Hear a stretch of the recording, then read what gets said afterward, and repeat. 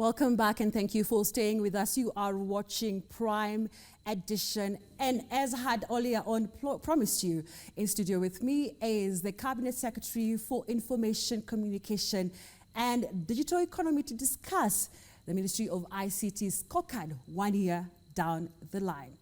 Thank you for joining us, Cabinet Secretary. Thank you, it's my pleasure. Well, we can start from, since you took over office, I'd like to know whether Kenya's digital transformation has picked up pace. Oh yes, we are on the right track, Carol. If you remember, we had what is called the plan. That was our policy proposition during the campaigns as the Kenya Kwanza team, and subsequently it has now informed the overall policy framework of government. Within that Kenya Kwanza plan, commonly known as the plan, the bottom-up economic transformation agenda, we have got the digital superhighway as a standalone thematic area. And it was deemed so at that point in time because if you look at all the other facets, the key results areas of the strategic themes in that plan, whether it is agriculture, whether it is universal health coverage, housing, small and medium enterprises, all these facets require ICT, not just as an enabler for purposes of re-engineering the business processes to enhance efficiency and effectiveness, but also as a critical success factor moving forward. So ICT is not just one of the key result areas, but is also a critical success factor for government moving forward. And based on our mandate as a ministry, we are charged with the responsibility of facilitating operationalization of the digital superhighway. And in this regard, so far, 1 year down the line, we have hit the ground running with respect to rollout of the fiber optic cable. Our proposition was that in the next 5 years, we are going to roll out a total of 100,000 kilometers of fiber optic cable so that those parts of the country that hitherto had not been connected can get stable, reliable internet. And we are intervening in the market as government in this regard because there could be those parts of the country that have not benefited from private sector intervention. So we are coming in as government to fill in the what? The void or the gap for that matter. In that vein, our target was to roll out a total of 5,000 kilometers of fiber optic cable as at this point in time. We have surpassed that. We are at over 5,200 kilometers. And this has been done through a joint effort of both government and the private sector in partnership. The other frontier, as far as the digital superhighway is concerned, is the area of free Wi-Fi hotspots. And our target in this regard is to roll out a total of 25,000 free Wi-Fi hotspots. We are targeting the markets predominantly because that is where a critical mass of Kenyans who are domiciled at the bottom of the economic pyramid is domiciled. We are also targeting the bus terminal because that's where a critical mass again of our youth who are unemployed usually loiter without any gainful economic activity. We believe that if we connect the markets and we connect the bus terminal, we shall have enabled our mothers and sisters who are involved in itinerary trade within the markets to leverage on ICT for purposes of e-commerce. What we are saying in short in this regard is that in this day and age of digital transformation, we no longer need a physical interface between the producer or the seller of a commodity and the buyer. Okay. We can facilitate that linkage while leveraging on ICT. Okay. So far, we have connected a total of 461 markets in this regard. Okay. Now, staying with the digital superhighway, just to take you back, you talked of an extra 100,000 kilometers of fiber optic. This means an average of 25,000 kilometers annually. Oh, yes. And you've talked of 5,000 as of end of July. Oh, that yes. Will you be able to surpass the target? I believe we should be able to achieve and surpass the target within that the envisaged timeline. You see, what happened is that we came in to government and we embarked on the planning, mapping out where we need to roll out the fiber. And we also simultaneously embarked on resource mobilization, because we are not just relying on the national treasury or the exchequer, for that matter, for purposes of financing. Now, we believe that in the current financial year, we should be able to make fundamental progress in rolling out of the fiber, because we have managed to secure adequate funding, at least to see us through the financial year. We have gotten support from the Universal Service Fund, through a government-to-government partnership between the Communication Authority, within which the Universal Service Fund is domiciled, and our ICT Authority, which is the implementing agency, to the tune of 5 billion shillings. This will fundamentally support the rollout of fiber connectivity. Again, we have secured funding from the World Bank, to the tune of $570 million US for purposes of the Kenya Digital Acceleration Program, amongst which the rollout of the fiber is an integral component. So we believe again that that will then now facilitate fundamental progress. Simultaneously, what we have done is to engage the contractors. We have already procured contractors through a competitive bidding process, and those contractors are now on the ground for purposes of both rollout of the fiber and maintenance, for purposes of sustainability. So we should be able to make fundamental progress in this new financial year. So for Kenyans who might not know what Universal Service Fund is all about, maybe you can explain to them. And also, I know the kitty has about 5 billion shillings as of June.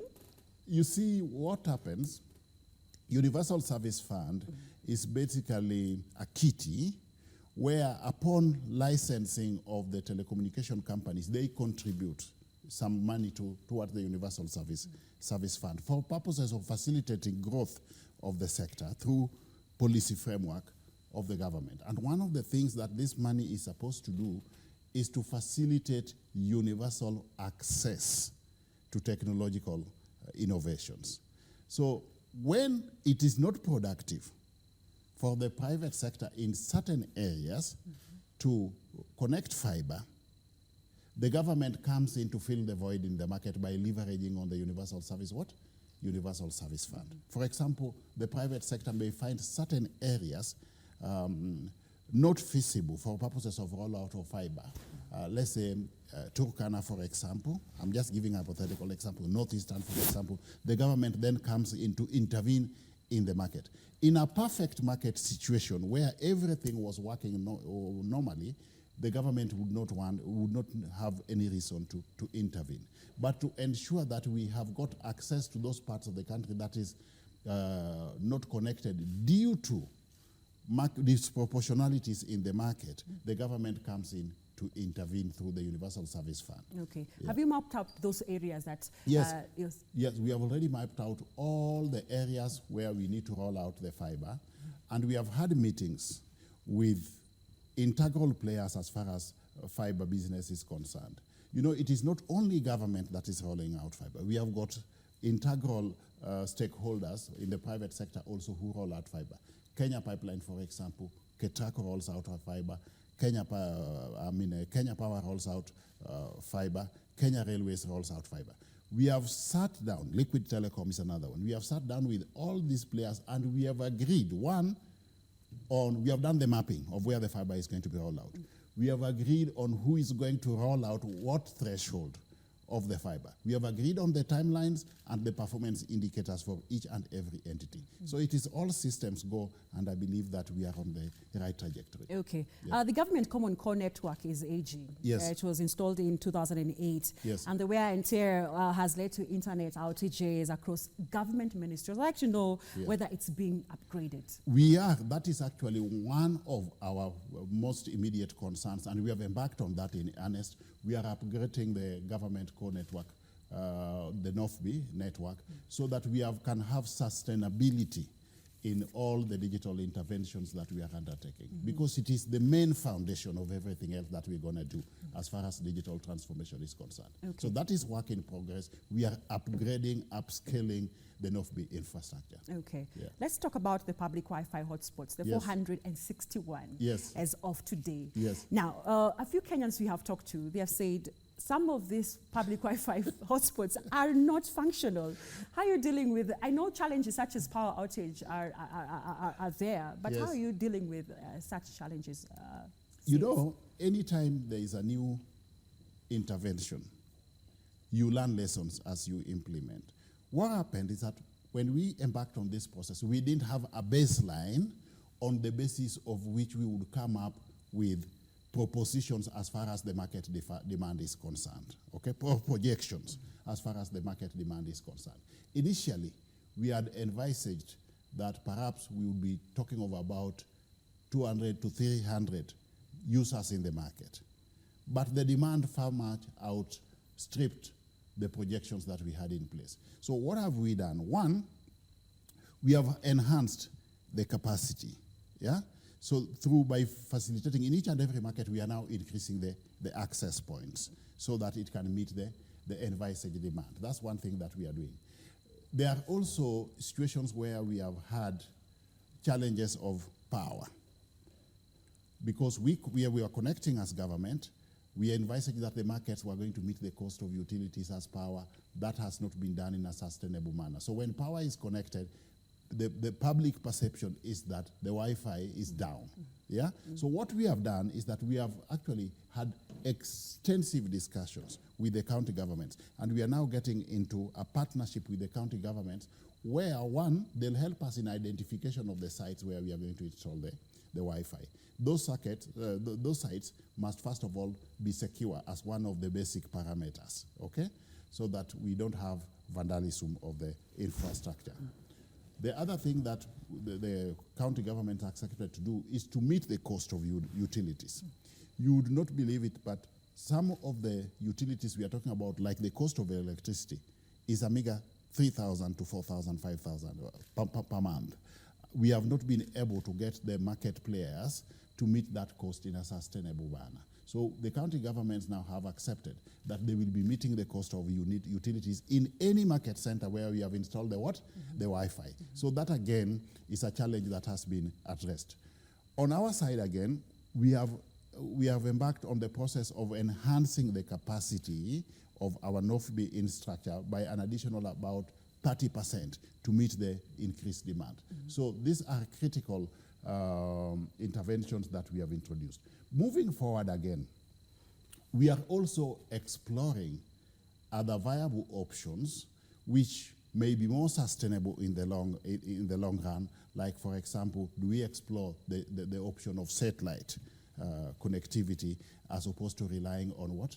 Relying on electricity and so on and so forth. So we are on that, if this evolving process, the more we learn lessons, the more we come up with more innovative ways of intervening in the market. But I can state without fear of contradictions that I'm happy with the fundamental progress that we have made. We had envisaged that at this point in time we should have done just 2 free Wi-Fi hotspots per county. And now we are at 461 against an envisaged target of 94. Okay. Yeah. And the target, as I saw in your scorecard, was 25,000 free public Wi-Fi hotspots. Within the next 5 years. Another thing that we have done, you see, our role as government is to put in place an enabling policy, legal and regulatory framework. It is not the role of government or the business of government to compete in business with the private sector. So we have reached out to private internet service providers so that we come up with some partnership framework. We have got excess capacity within our NOFB infrastructure. So what we are saying is this: why don't we let the private sector internet service providers get access to our NOFB infrastructure, yeah, through a negotiated arrangement? The private sector players, the ISP providers, can connect, yeah, the Wi-Fi hotspots in the market, and then this is passed, the free capacity that we have offloaded to them is passed on to the final consumer by way of zero cost. Again, we have met all the private internet service providers, and we have agreed on this, and in this current financial year, we are going to have a critical mass of these free Wi-Fi hotspots being rolled out. Okay. Yes. I know other Kenyans are also happy because Yes. of the public Wi-Fi hotspots Yeah. that you have installed. And I know you've been very busy canvassing through this county, this Yes. country, Yes. setting up these hotspots. Yes. I would like to know, you've talked of county governments onboarding. I'd like to know some of these county governments that you've been talking to waive away leaves and such as, and also utilities. Which are some of these counties? No, we have engaged the county governments at the very top. Okay. I've personally had discussions with the chair of the Council of Governors. His Excellency the President has had discussions with the Council of Governors through its leadership. We have had a workshop with the ICT committee of the Council of Governors, led by Governor Wesley Korir of Elgeyo Marakwet. One of the issues on the table, which is actually a critical cog on this working partnership, is that the county governments have accepted to waive leaves where we are rolling out the fiber. That is a fundamental achievement, because now the private sector players and even government, for example, will be able to roll out leaves within the counties at no what? To roll out fiber within the counties at no cost. That reduced costs, or no cost for that matter, will be passed on to the final consumer by way of what? By way of reduced prices, or reduced pricing. That is a fundamental achievement in my view. Okay. Yeah, yeah. Let's talk about the digitization of government services. As of end of June, Yeah. 5,844 and 84 rather government services had been digitized. I'd like to know, as of today, how far are we with digitizing all government services by the end of the year? That was the target. This is one area where actually I'm very surprised at our performance. You see, our target was to digitalize 5,000 government services as at 30th June, 2023. When the president went to officially launch the digitalized services at that date, we had surpassed that target by 84. We were at 5,084 services fully digitalized, while a number of services were partially digitalized. As we speak, we have a critical mass of 7,543 government services fully digitalized. We envisage that by the end of the year, out of a possible 10,000 plus services that can possibly be digitalized, we shall have digitalized all these services. So we will be running a paperless government. We will not be having members of the public visiting government services to do what? To consume government services. What we are saying is that if we have got critical ICT infrastructure in place, then we digitalize the services. All that remains is for us as government to ensure that members of the public can now consume these government services from the comfort of wherever they are. And to facilitate this, there are two critical things that we have also done. One, we have embarked on a massive digital skilling program, targeting the youth and members of the public. As we speak, we have managed to train 350,000 Kenyans. On the flip side of it, more so through our recently launched Jitume program, which we have been rolling out through the TVET, in partnership with the TVET institutions, we have managed to create jobs for the youth. So our objective in that space is not just digital skilling, we are also ensuring that once we train the youth, we are simultaneously reaching out to global technological companies to get digital jobs for our youth. Because the white-collar jobs that we have been used to, traditionally over the years, the numbers have now drastically either diminished or they are non-existent. So the only option available for government is to get digital jobs for our youth. And that is the frontier that we are pursuing with zeal. As we speak, we have managed to create over the last 1 year a total of 109,000 digital jobs for our youth. And we believe that in this space, we should be able to create or attain a threshold of 1 million jobs for our youth. And that will be a major, major, major game changer, because we are not just creating these digital jobs in the digital space. We are creating these jobs right there in the village. Our proposition or plan is that in each and every administrative ward in this country, a total of 1,450 wards, we are going to set up a digital hub. Those digital hubs will have two primary objectives. One, digital skilling for the youth, and two, digital jobs.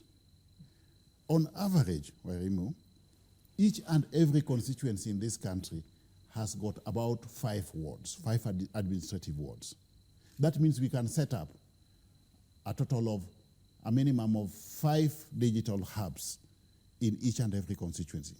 We have again had extensive discussions with members of the parliament under the leadership of none other than His Excellency the President himself, who was the key initiator of these discussions. And we have agreed that as national government, we are going to get into partnership with our members of parliament through the Constituency Development Fund. And what does this entail? One, the members of parliament are going to identify and make available the sites for us where we are going to deploy the digital what? The digital hubs. Our role would be to deploy the devices, undertake the training, and get the jobs for our youth. The members of parliament will identify the sites. They'll also meet the cost of recurrent expenditure. And as we speak, they have already initiated a process of amendment of the CDF Act to provide for this provision of meeting the cost of recurrent expenditure of items such as electricity. In fact, in the morning tomorrow, we are having as a ministry, a meeting with the CDF Committee of Parliament as well as the ICT Committee of the ICT Committee of the National Assembly, so that we now move to operationalization. So we'll be rolling out these digital hubs in each and every constituency, all over the country. Now, in each digital hub, ICT hub in the village, in each ward, we are able to create a minimum of 300 jobs. And if on average we have got 5 wards in a constituency, that means at a minimum, we are capable of creating 1,500 jobs for our youth. Imagine that we have a situation of running 3 shifts for purposes of this digital skilling program. That means we could as well go up to a threshold of 4,500 jobs created right there in the village. And that will have 2 end results. One, the traditional rural-urban migration that has been predominant among our youth in search of jobs will be a thing of the past. We'll be creating jobs right there in the village, mashinani. Yeah? And even the members of parliament will have a great load off their back, because traditionally one of the greatest pressures that the political class have been having is pressure for jobs from the youth. And we are telling them that you will no longer, as leaders, have to move from one government office to another to look for jobs for the youth. We'll be creating those jobs right there in the village. And that will be a game changer for us, for the members of parliament, for the national government, and the country as a whole. Okay. Yeah. So what of digitizing government records, like in the Ministry of Lands? Yes. We get many complaints that Kenyans cannot be able to access titles. How are you addressing that through ICT? There are 2 components here.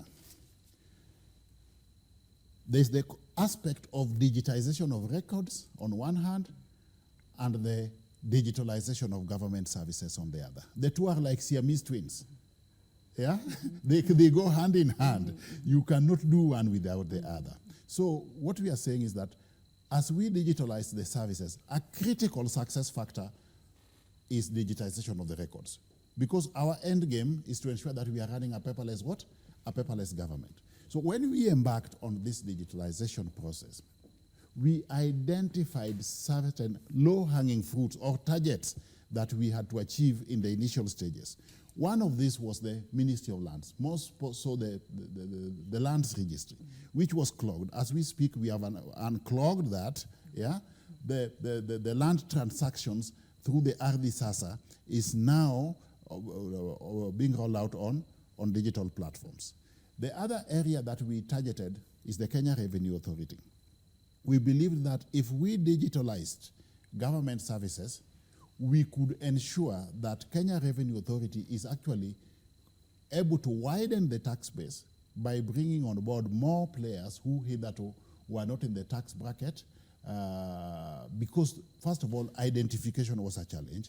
And two, the other challenge we have been having with revenue is that people have been declaring what they feel they need to pay. We have changed this totally, fundamentally, by ensuring that as we digitalize the services, Kenya Revenue Authority has got a portal right there at the source where they can also collect what? That revenue at source, where the economic activity is doing what? Is going on. Through leadership by the president, again, we have ensured that now we only have one pay bill number, the 22222, yeah? Where the National Treasury has got end-to-end visibility of whatever revenue is coming into government. So as the revenue is paid, there is a proportionate way through which, at that very source, the National Treasury gets what is due to it, and the other players, including the source of the revenue, also gets, or even including even the line ministries, also get what is apportioned to them. So there are two things we are addressing here. One, enhancing the revenue base, enhancing the amount of money that is going to be able to be accessed by the national treasury, ensuring that there is no pilferage as far as revenue collection is concerned, and that everybody pays tax that is due. The other area we targeted is immigration. Yeah? And through partnership with the Ministry of Interior, again, we have made fundamental progress in this regard to ensure that, for example, issuance of passports, yeah, is now done in a seamless manner, is now fast-tracked. We had a situation where even Kenyans who are resident outside the country had to travel here to complete the passport acquisition process. And we are saying that in the not-too-distant future, they would be able to access these services seamlessly end-to-end from wherever they are. The other area is transport. Okay. Through digitalization, we are saying we don't need traffic police, for example, on the roads. Yeah? We need e-transport management system so that we are able to have visibility of whatever is happening on the roads without having human beings physically on the roads to do this.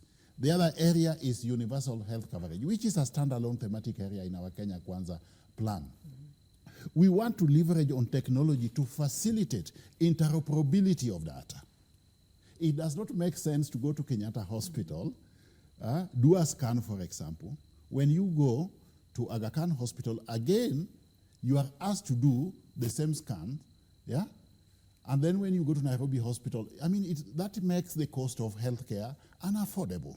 So what we are saying, we need to leverage on technology to ensure that once we have health data, it can be accessed by all the integral players without infringement on the privacy of the what? Of the individual, leveraging on technology. So all these areas which are critical for purposes of basic need of Kenyans, the Kenyan public, we are actually made fundamental progress in those areas. Yeah. And as we do all this, we are not just thinking of ourselves as national government. We have also had commensurate discussion with the county government so that they are also moving in the same pace. You see, as national government, there's nothing that we are going to do that will not be rolled out in a given county. So we want to be aligned with the county governments as far as the digitalization agenda is concerned. And we are clear that as we digitalize the services, the basis is, first of all, digitization of the records. Okay, but I see as Kenya for the last 2 decades has seen a wave of digital, another technological advancement and transformation. Yeah. And as a result, we have seen a wave of disruptive cyber attacks. I'd like to know how secure is Kenya's cyberspace? You know, we are being proactive as government. I'm aware that in the recent past, we had an attempted attack on the eCitizen platform, for example. But we had already put in place an elaborate mitigation framework around the eCitizen. We knew that in this era, day and age, when we are embarking on digitalization, there are also criminals who will be thinking of how to do what? To disrupt that process, including but not limited to attempted cyber attacks. So we have put in place, through a multifaceted approach in government, an elaborate mitigation framework around our eCitizen platform to ensure sustainability of the digitalization process. We were aware with this, and we decided to be proactive as government. And I can assure Kenyans that, one, we have that elaborate mitigation framework around the e-citizen platform. 2, we will ensure that as the data of Kenyans come into hands of government, we will ensure that that data is safe and remains private to the extent that is envisaged. And that is why we have established and operationalized the Office of the Data Protection Commissioner and given it some reasonable level of autonomy and independence to ensure that it undertakes its mandate without interference from any quarter to ensure that there is sustainability in data privacy and data security. Okay. Yeah. I'd like you to assure Kenyans whether during that glitch on the e-citizen platform, whether data was lost. No data was lost. And no data was accessed for purposes of clarity. What happened is that there was an attempted attack on the e-citizen platform. It was not hacking.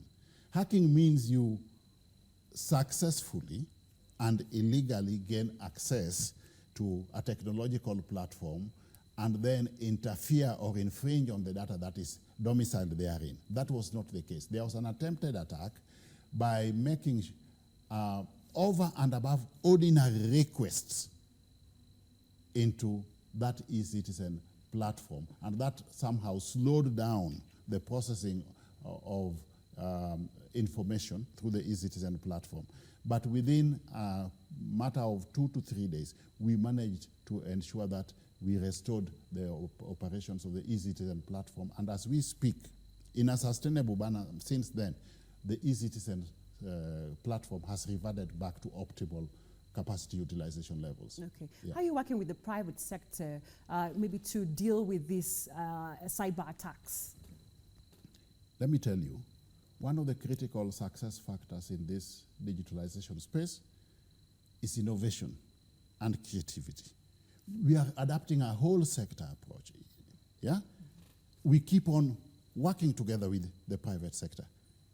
Tomorrow morning, as a ministry, we are unveiling a sector transformational team that can, or working group, yeah, that can, in a proactive manner, just scan the operational environment, discern some of the emerging issues, the changes taking place in that operational environment, look at best case practices elsewhere, and then advise us as government, or advise the sector, because we are working as government, we are working both public and private sector, a whole sector approach, advise us on what are the requisite policy, legal, and regulatory interventions that we need to put in place to be ahead of change.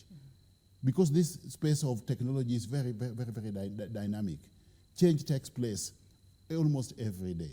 Yeah? And we don't envisage in the near future that the ICT tectonic plates we are going to stabilize. No. That will be held constant moving forward. We'll continue experiencing this change. But the critical success factor is being innovative so that we are ahead of change, anticipating what is likely to happen tomorrow. That is why we are embarking on a thought process as a sector through the requisite policy leadership provided by the ministry to think of what we need to do to prepare ourselves for all these changes that are taking place. There are issues to do with artificial intelligence, for example. Cyber security, or insecurity for that matter, is becoming a major source of concern. There is the issue of Internet of Things, a new frontier.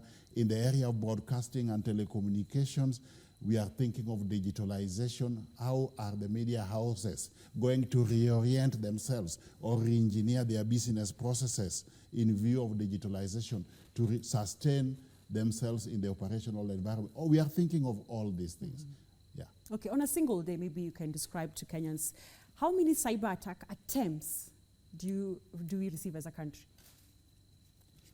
You see, it varies, but it's the most important thing that I'm happy to report is that in a sustainable manner, we monitor every day. Not just what is happening in Kenya, but also what is happening elsewhere. What are the trends of cyber attacks? Yeah? Because this area is very, very dynamic. So we keep on monitoring through a multifaceted team of government what is happening in the cyberspace in a sustainable manner. Okay. Yeah. Let's talk about the WorldCoin craze, which has raised data protection concerns. Yeah. Why doesn't there seem to be a common government position on WorldCoin? Because you said there was no breach. Interior CS ordered closure of operations. The AG in Parliament blamed Registrar of Companies and a Data Commissioner. Minister of Health claims she blew the whistle on WorldCoin. What's the government's position? What you are referring to as is inconsistency is actually what is supposed to be the situation. What we are saying is this. One, I did state at one point in time that when this entity, WorldCoin, was registered, it had conformed to what is stipulated in the Data Protection Act. Okay? But that is for purposes of registration.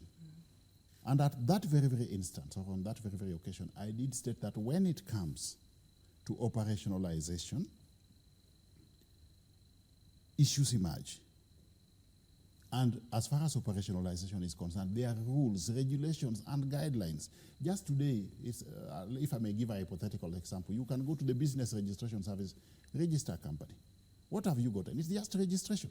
But as you start operationalizing, there are attendant rules, regulations, and guidelines that you are expected to conform to. And in the converse, if you are not conforming to those rules, guidelines, then there are measures, recourse, clearly stipulated that need to be undertaken. Now, at that point in time, I did state that in the course of operationalization, certain issues had emerged, some of a security nature, some operational nature, others regulatory nature, and as government, through the various facets of government, all those issues are being analyzed and investigations were taking place, and systematically, the necessary interventions were going to be undertaken by way of remedial measures. And that is exactly what has happened. Investigations take time, and that's why I don't also want to go into too much detail about this, because Parliament has also initiated another process of undertaking the what? Undertaking investigations. And I would rather we leave those processes to continue to a logical conclusion so that we get to the fore the facts of the case, if I may put it. Okay. Then are there efforts being made towards maybe capacity building or also of the frontline cyber personnel in your ministry? Are there efforts being made towards yes, we are doing capacity? a lot. We are doing a lot. Even as we speak, we have a critical mass of government personnel involved in capacity building initiatives out of the country. Benchmarking with best practices is something that we have to do. And I don't want us to be defensive in this regard, because as you implement and attack digitalization, you also learn a lot of things. Where we feel we are weak as a country, we should be able to own up and say, we don't need to shy about it. But we should be saying, in this area, perhaps there's something that we can learn from our more advanced advanced partners elsewhere. And then we adapt and customize to meet our situation. So there is nothing wrong with accepting or appreciating the fact that there are certain areas that we need to improve. And that's exactly what we are doing. This space is transformational. It is disruptive on a daily basis. And because it is disruptive, we don't want to be reactive. We want to be proactive, so that we keep pace with the change.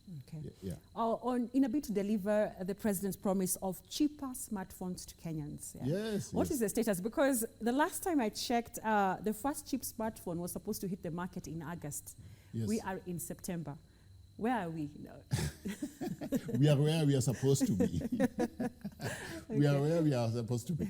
You see, again, I'm happy that this is another intervention of government in the market. Because through this same thought process, we asked ourselves, we are digitalizing the services. We have embarked on on skills upgrading, digital skilling. What is the missing gap? The missing gap now is the device. Because a critical mass of Kenyans still do not have affordable, smart-enabled telephones. So we have gotten into a partnership with the private sector and embarked on local assembly of cheap, smart-enabled phones, which will be rolled out in the market at about $40 per unit. As we speak, Actually, I was supposed to do a visit to the plant yesterday, but because of the climate summit, I did not manage to do that. So I'll be doing that on Monday. And in another 2 weeks, we will be having the official launch. Yeah, I know it sounds too good to be true, but that is actually the situation, that we are going to have cheap, smart, enabled phones in the Kenyan market at a cost of about $40. Yeah. Okay. Per unit. Okay, great. Yeah. Now in 2 weeks' time, we expect the first cheap smartphone to hit the market. Oh, yes. You've had it right here at KBC. Yes. Now, how are you planning to roll out the proposed digital identification, and will it be mandatory?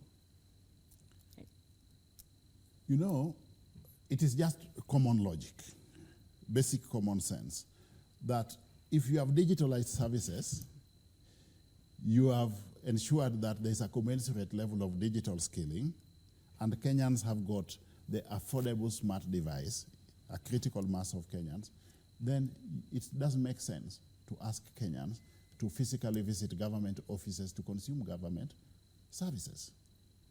There must be a virtual means through which Kenyans can now interact with what? With government. So what are we doing? We are saying that to facilitate this, we need a virtual means of verification through which government can confirm that you are exactly the person that you claim to be. It is as simple as that. We don't need a physical identity card. If electronically, we can achieve the same purpose of identifying a Kenyan. That's what we are saying. So there is nothing mysterious about this digital identity. We are just saying that the physical identification that we have been doing, we can do it in a more feasible, sustainable, efficient, and productive manner for benefit of both government and the Kenyan public virtually. So we are saying that we can identify Kenyans virtually, and that's what the process that we have embarked on. Okay. And we believe that by October, we should be on that trajectory. Okay. As we come to a close, I'd like to know where we are at on the modernization of KBC, and also the returning of Postal Corporation to profitability. Let's start with KBC. You know, this is something very close to my heart because some of us grew up when Kenya Broadcasting Corporation was the only broadcaster that we knew. Yeah? And I did say, even at the point of my vetting, that at some point in time when my performance will be evaluated, the revitalization of KBC should be an integral component of that. Yeah? And we have embarked on this process. One, we are working on the infrastructure. Yeah? We are at the tail end of attaining a support that will see us upgrade a critical mass of all the infrastructure, the transmission stations, and all that of the Kenya Broadcasting Corporation. Yeah? We are gotten, of course, the intent. We are going to process its work in progress through the normal processes in government because it is a foreign support in that regard. And we believe that in another 1 month or so, this shall have achieved the requisite approvals within government, and we can now have that rolled out. We are embarking on the modernization of the studio. We have embarked on acquisition of a broadcasting van. We are rejigging the business model. We are embarking on sponsorships. As we speak, we have got several levels of sponsorship that we are pursuing to enhance the revenue streams of KBC. Intentionally, deliberately, and consciously, I'm very, very passionate and concerned about the staff motivational levels, and this is something that we are already discussing with management, how we can enhance the staff motivation levels by ensuring that if we can have alternative or adequate revenue streams through some of the interventions that we are putting in place, then correspondingly, we are also ensuring that we reward staff to a level commensurate with their contributing component. So we are on the right trajectory. Postal Corporation of Kenya is no exception. Again, we are upgrading the infrastructure, but we are very clear that the direction we have to go for Posta is e-commerce. Yeah? We are in the process of getting somebody who we can partner with for purposes of the payment gateway. We are in the process of attaining critical partnerships with various entities in government. Immigration, for example, we are progressing with the last mile delivery of passports. KEMSA, we have gotten into a partnership where we are facilitating last mile delivery of medical supplies. IBC, we have been doing quite a bit of business with the IBC there, which is another fundamental revenue stream for Postal Corporation of Kenya. So what we are saying is that Posta no longer needs to confine itself to the courier business that traditionally it's been doing. The direction we have to go is e-commerce.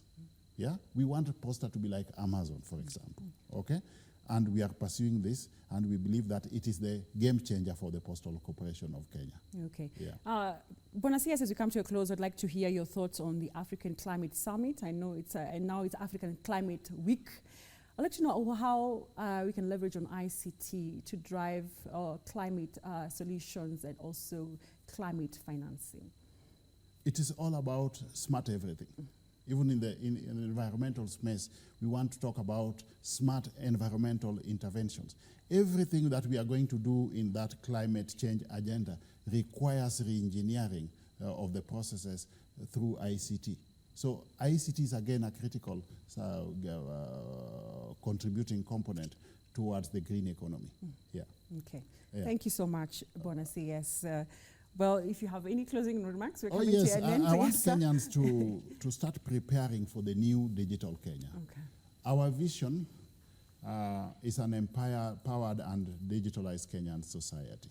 And what does this mean?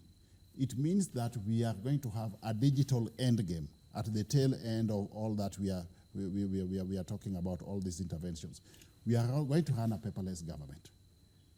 Kenyans need to prepare for that. We are going to create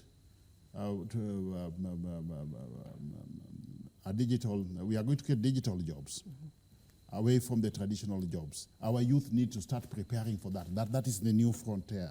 We are digitalizing all government services. Yeah? Kenyans can consume government services from the comfort of wherever they are. Even those who are abroad don't need to physically come here to consume government services. We are embarking on e-commerce. So we must think of a radical departure from the traditional way of doing business to the new frontier, which is e-commerce.